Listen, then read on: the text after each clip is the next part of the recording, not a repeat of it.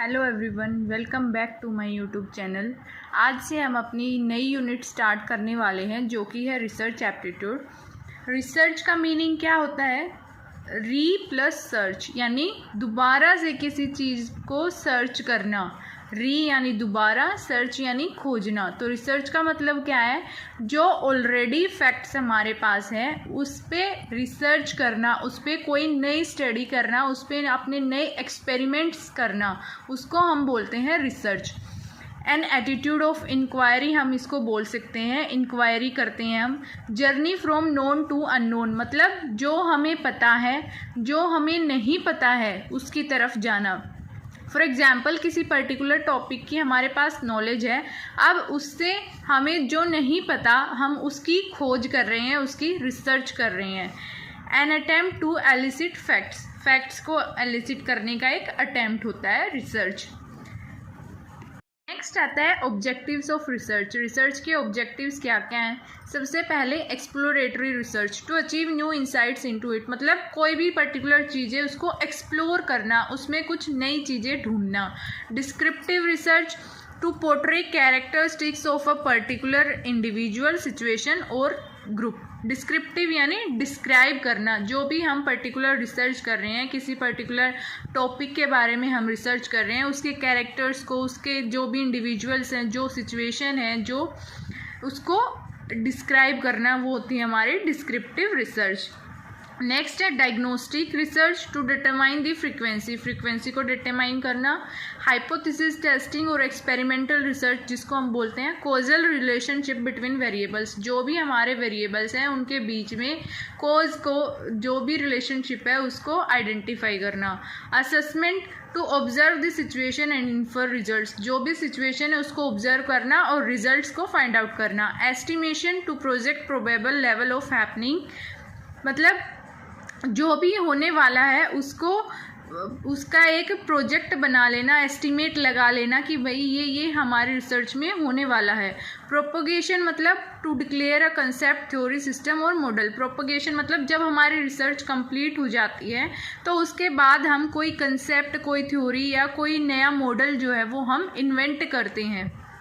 Next आता है हमारा प्रोसेस ऑफ रिसर्च, जिससे आपके एग्ज़ाम में क्वेश्चन पूछ लिया जाता है।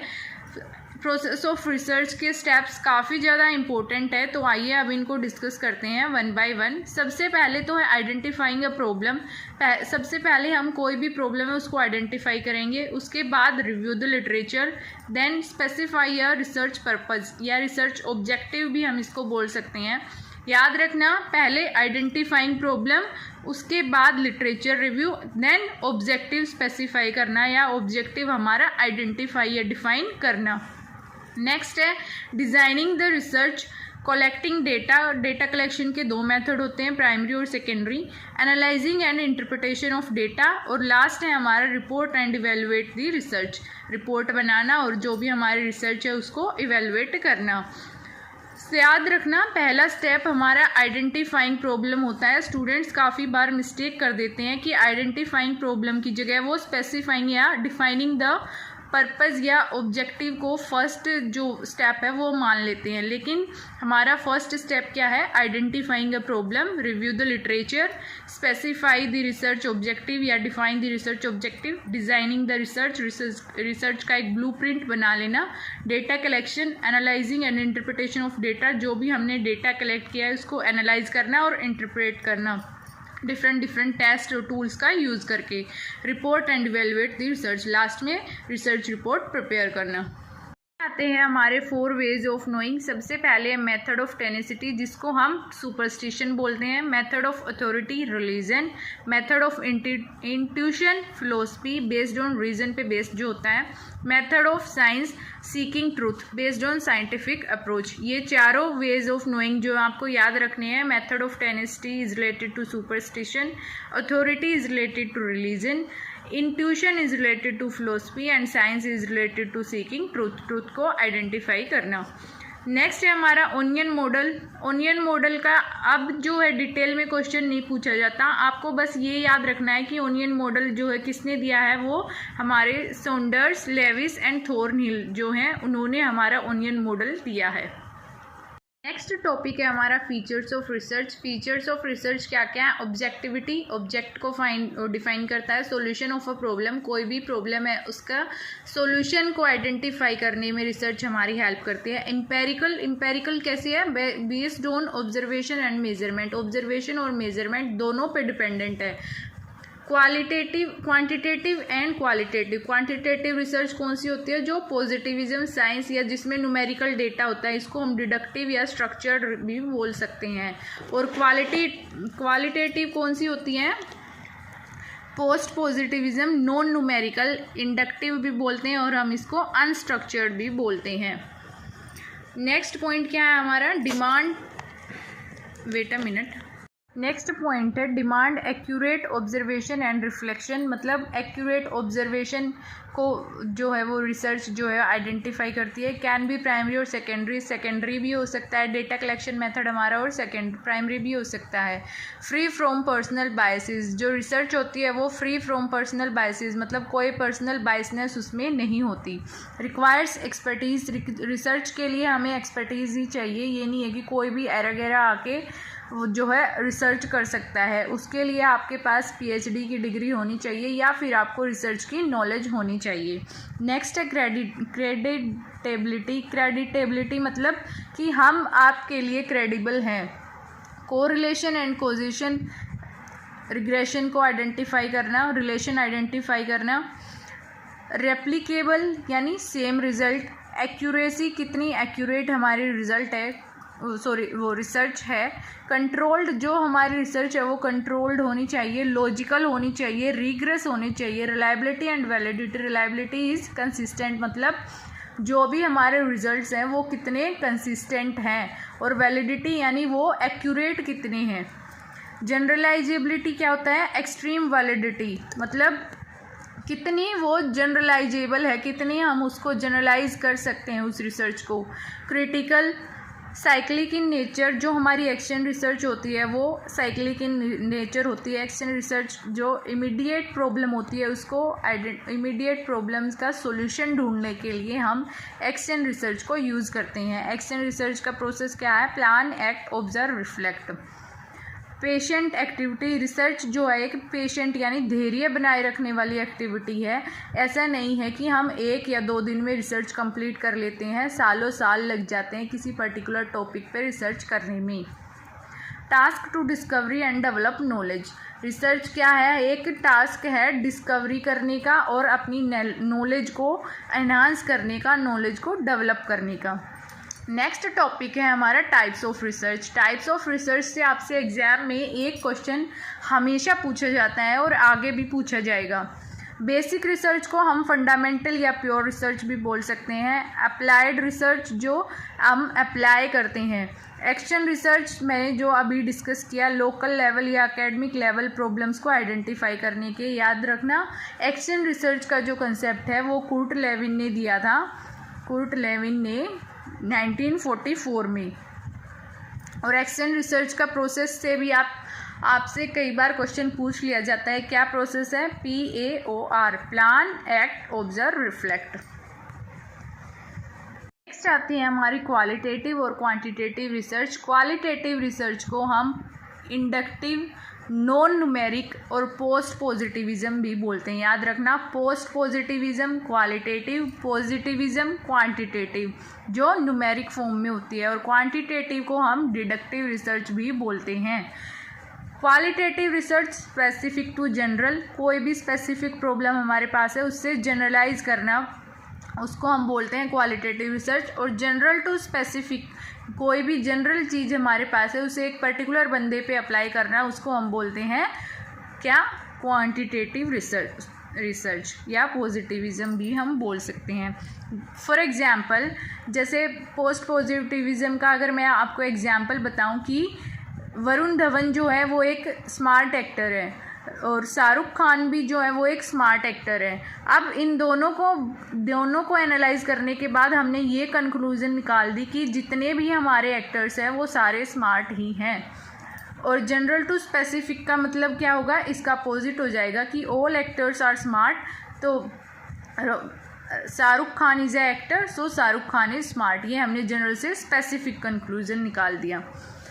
जो क्वालिटेटिव रिसर्च होती है वो अपवर्ड होती है, जिसको हम बॉटम अप अप्रोच बोलते हैं, और जो क्वांटिटेटिव होती है वो डाउनवर्ड, जिसको हम डाउनवर्ड अप्रोच जिसको हम बोलते हैं। क्वालिटेटिव रिसर्च में हम क्या करते हैं, हम आइडियाज़ को डिस्कवर करते हैं, ऑब्जर्व करते हैं, इंटरप्रेट करते हैं डेटा को। अनस्ट्रक्चर्ड होती है, सब्जेक्टिव होती है, और जो क्वांटिटेटिव होती है वो उसमें हम हाइपोथेसिस टेस्ट करते हैं, मेजरमेंट और टेस्ट्स लगाते हैं। स्ट्रक्चर्ड वे में होती है क्वांटिटेटिव रिसर्च, ये सब्जेक्टिव होती है और ये ऑब्जेक्टिव इन नेचर होती है। स्मॉल सैम्पल्स, क्वालिटेटिव रिसर्च में स्मॉल सैम्पल्स, क्वांटिटेटिव में large samples. Exploratory research design का हम यूज़ करते हैं, क्वालिटेटिव में एक्सप्लोर करते हैं चीज़ों को, और वही क्वांटिटेटिव में हम डिस्क्रिप्टिव और कॉजल रिसर्च का यूज़ करते हैं। डिस्क्रिप्टिव यानी डिस्क्राइब करते हैं। ह्यूमन एंड सोशल साइंस किस में आएंगे, क्वालिटेटिव रिसर्च में, और साइंस किस में आएगा, क्वांटिटेटिव रिसर्च में। Qualitative research develops initial understanding, और जो क्वांटिटेटिव है वो final course of action define करती है। नेक्स्ट आते हैं हमारे फोकस ग्रुप्स। फोकस ग्रुप क्या होते हैं, small number of subjects discuss the topic, मतलब जो भी हमने डेटा कलेक्ट किया उसमें छोटा नंबर को सिलेक्ट करना, स्मॉल नंबर ऑफ सब्जेक्ट किसी भी पर्टिकुलर टॉपिक को डिस्कस करने के लिए। नेक्स्ट है हमारी डायरेक्ट ऑब्जर्वेशन। डायरेक्ट ऑब्जर्वेशन कैसे, जब कोई एक्सटर्नल ऑब्जर्वर जो है वो आके ऑब्जर्व करते हैं, उसको हम बोलते हैं direct observation. In depth interview यानी face to face interview. Narrative research, review the literature. Narrative research में हम क्या करते हैं, जो हमारा लिटरेचर होता है उसको हम रिव्यू करते हैं। हाउ वन और मोर इंडिविजुअल्स एक्सपीरियंस ऑफ फिनोमेना, मतलब कैसे किसी इंडिविजुअल ने या मोर देन वन इंडिविजुअल ने कोई फिनोमेना जो है वो एक्सपीरियंस किया, कैसे उस फिनोमेना को डेवलप किया, वो हम नैरेटिव रिसर्च में करते हैं। Ethnography is related to culture, describing a culture. याद रखना, एथनोग्राफी मतलब describing a culture. Case study, detail study of a case, मतलब किसी पर्टिकुलर केस को डीपली डिटेल में स्टडी करना, उसको हम बोलते हैं case study. Content analysis, text analysis, decoding words, text etcetera. जो भी हमारा कंटेंट है उसको एनालाइज करना, वर्ड्स की डिकोडिंग करना, टेक्स्ट को एनालाइज करना, ये सब आता है कंटेंट एनालिसिस के under. Grounded theory, saturation point होता है develop a theory from data that researcher collects, मतलब जो डेटा रिसर्चर ने कलेक्ट किया है उससे एक थ्योरी डेवलप करते हैं, उसको हम बोलते हैं ग्राउंडेड थ्योरी। फ्लेक्सिबल, जो कि फ्लेक्सिबल इन नेचर होती है। एक्सपोस्ट फैक्टो रिसर्च कौन सी रिसर्च होती है, आफ्टर द फैक्ट्स, मतलब इसमें हम कोई मैनिपुलेशन नहीं करते, विदाउट मैनिपुलेशन। फॉर एग्जांपल किसी का एक्सीडेंट हो गया तो उस एक्सीडेंट होने के बाद जो हम पोस्टमार्टम स्टडी करेंगे वो हमारा एक्सपोस्ट फैक्टो रिसर्च का पार्ट है।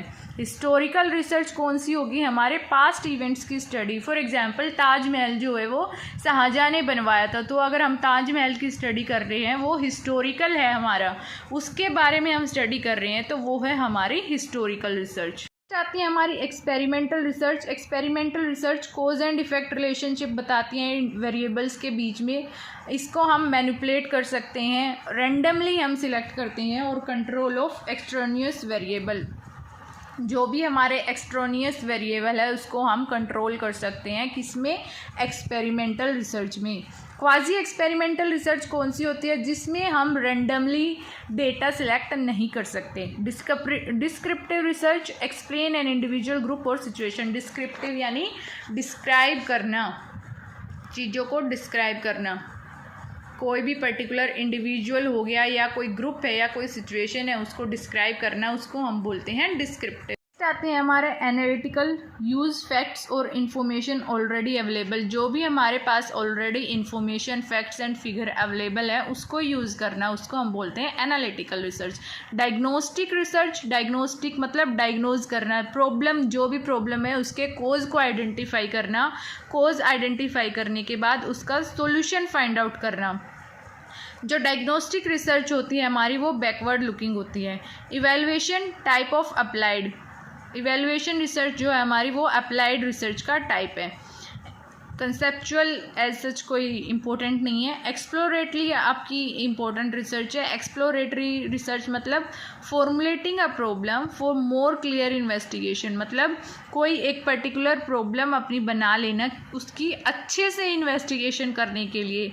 जैसे हम फिजिबिलिटी स्टडी करते हैं या पायलट स्टडी हम करते हैं तो उसको हम बोलते हैं एक्सप्लोरेटरी, मतलब जो भी टॉपिक है उसके बारे में एक्सप्लोर करना और ज़्यादा चीज़ें उसके बारे में ढूंढना। नेक्स्ट है हमारा लॉन्गिट्यूडनल रिसर्च। लॉन्गिट्यूडनल रिसर्च और क्रॉस सेक्शनल, इन दोनों से आपसे एग्जाम में क्वेश्चंस काफ़ी बार पूछे गए हैं PYQs में, सो इन दोनों को अच्छे से समझना। Longitudinal research carries over several times, long time के लिए एक वेरिएबल को हम डिफरेंट टाइम्स में स्टडी करते हैं, उसको हम बोलते हैं लॉन्गिट्यूडनल रिसर्च। डिफरेंट वेरिएबल को हम सेम टाइम में स्टडी करते हैं उसको हम बोलते हैं cross sectional research. Longitudinal long time के लिए, यानी एक वेरिएबल को लंबे टाइम के लिए स्टडी करना, उसको हम बोलते हैं लॉन्गिट्यूडनल रिसर्च। और क्रॉस सेक्शनल रिसर्च कौन सी होती है? जब हम डिफरेंट वेरिएबल्स को सेम टाइम पे स्टडी करते हैं तो उसको हम बोलते हैं क्रॉस सेक्शनल रिसर्च। आज के लिए बस इतना ही। अगर ज़्यादा टॉपिक हम डिस्कस करेंगे तो कंफ्यूज हो जाओगे, क्योंकि रिसर्च हमारी theoretical completely theory based unit है। बट अब जो है NTA इसमें न्यूमेरिकल क्वेश्चंस भी पूछने लगा है, तो हम न्यूमेरिकल भी डिस्कस करेंगे। आज के लिए इतना ही। नेक्स्ट टॉपिक हम अपनी नेक्स्ट वीडियो में डिस्कस करेंगे। रिसर्च वाले यूनिट को हम 3 से 4 दिन में कंप्लीट कर देंगे और फिर उसके बाद हम अपने पेपर 1 के PYQ स्टार्ट करेंगे, क्योंकि एग्ज़ाम हमारा आने वाला है। नोट्स आप लोगों के पास ऑलरेडी अवेलेबल होंगे, अगर नहीं है तो आप टेलीग्राम चैनल ज्वाइन कर लेना, मैं आप लोगों के साथ नोट्स शेयर कर दूंगी। नोट्स आप खुद पढ़ लेना, PYQs मैं आपको प्रैक्टिस करा दूंगी, क्योंकि PYQs ज़्यादा इम्पोर्टेंट है। तब तक मिलते हैं कल वीडियो में, तब तक के लिए टेक केयर। अब अपनी अच्छे से रिवीजन करना, और कोई भी डाउट हो तो आप कमेंट कर सकते हो या फिर आप टेलीग्राम पे डायरेक्ट मैसेज कर सकते हो। Thank you.